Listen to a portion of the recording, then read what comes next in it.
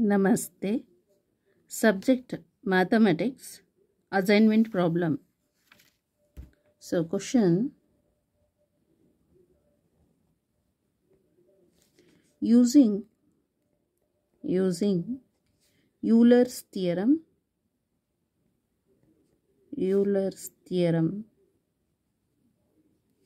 Prove that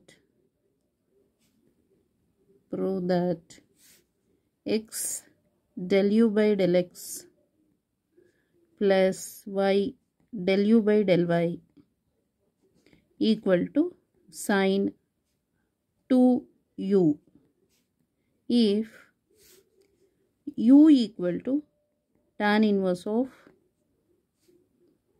x cube plus y cube divided by x minus y. So using Euler's theorem, prove that x del u by del x plus y del u by del y equal to sine 2u if u equal to tan inverse of x cube plus y cube divided by x minus y. Solution for this problem. So u equal to tan inverse of x cube plus y cube divided by x minus y. Okay. It implies tan inverse ಇಲ್ಲಿ ಇರೋದನ್ನ ಈ ಕಡೆ shift ಮಾಡೋಣ LHS ಗೆ. RHS ಅಲ್ಲಿರೋ tan inverse is shifted to LHS. So ಅವಾಗ ಏನಾಗುತ್ತೆ, tan u ಆಗುತ್ತೆ. tan u equal to x cube plus y cube divided by x minus y. Let assumption ಮಾಡ್ಕೊಳ್ಳೋಣ tan u equal to z ಅಂತ. Call it as equation number 1. ಅಂದರೆ ಇದು z ಅಂತ. ಈ tan u ಇದೆಯಲ್ಲ equal to z. So therefore ಅಲ್ಲಿಗೆ ಏನಾಗುತ್ತೆ, tan u ಪ್ಲೇಸಿಗೆ z ಹಾಕೋಣ. z equal to x cube plus y cube, x cube plus y cube divided by x minus y. So take x cube as outside. x cube na ಹೊರಗಡೆ ತಗೊಂಡ್ರೆ 1 plus y cube divided by x cube divided by here x, take it outside, 1 minus y by x. So then x illi square ಆಗುತ್ತೆ. So then z equal to x square. So numeratorally 1 plus y cube divided by x cube whole divided by 1 minus y by x. Okay. So this one. So z equal to ಇಲ್ಲಿ x square ತಾನೆ, x square into 1 plus y cube by x cube divided by 1 minus y by x. From the above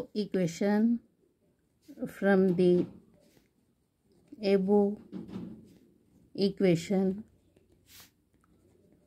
it is clear that z is a homogeneous function of the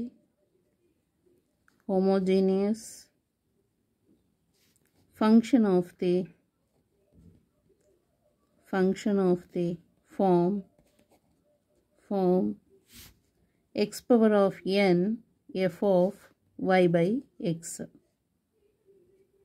Okay. Here n equal to 2. Yes, ಇಲ್ಲಿ 2 ಬಂದಿದೆ ಅಲ್ಲ, ಇಲ್ಲಿ square. So that X power of 2 ಅಂದರೆ n, ಅದು n value is 2. Okay, n equal to 2. We know according to Euler's equation,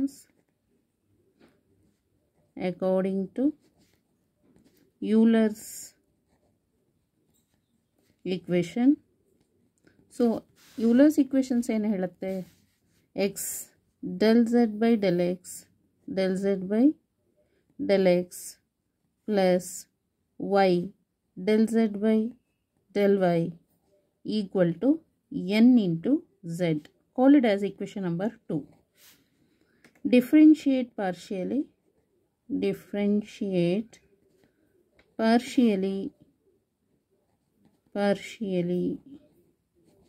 equation number 1 with respect to x and y.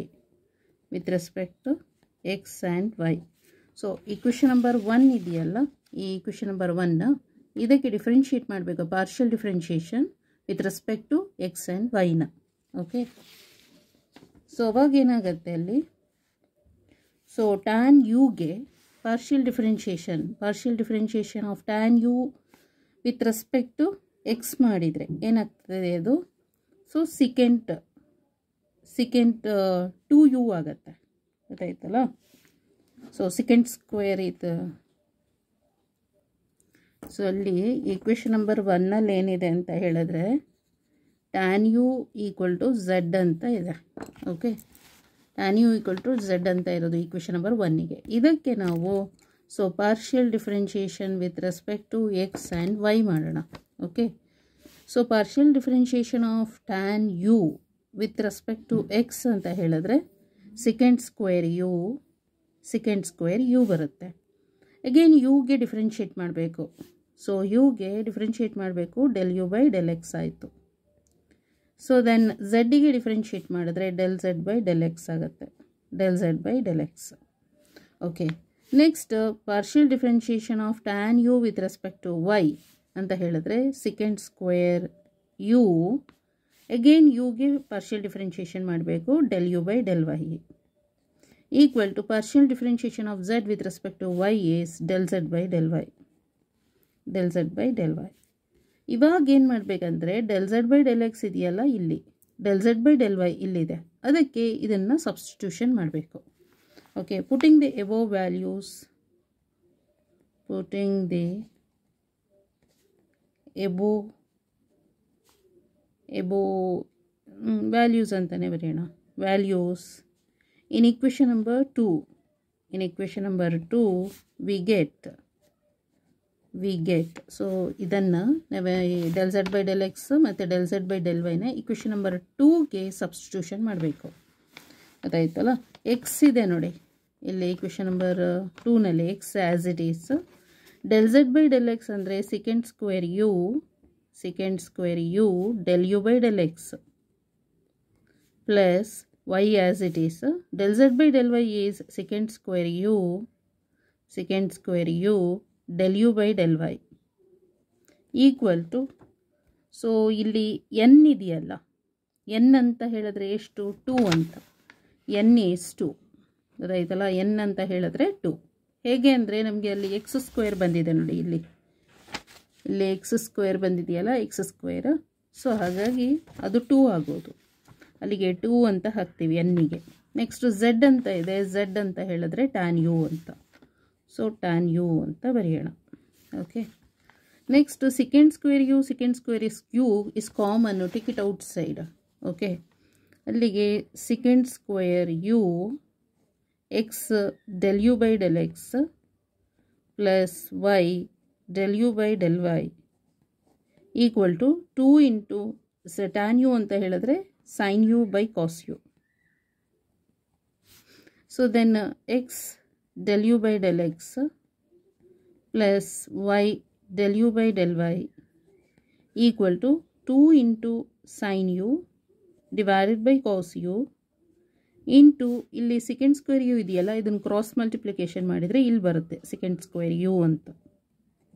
Okay, so that is equal to 2 into sin u by cos u into secant square u ನ್ಯೂಮರೇಟರಿಗೆ ಹೋದರೆ ಅದು cos square u ಆಗುತ್ತೆ, cos square u. ಇದೊಂದು cancel ಆಯಿತು. 2 sin u cos u ಅಂತ ಹೇಳಿದ್ರೆ sin 2u ಅಂತ.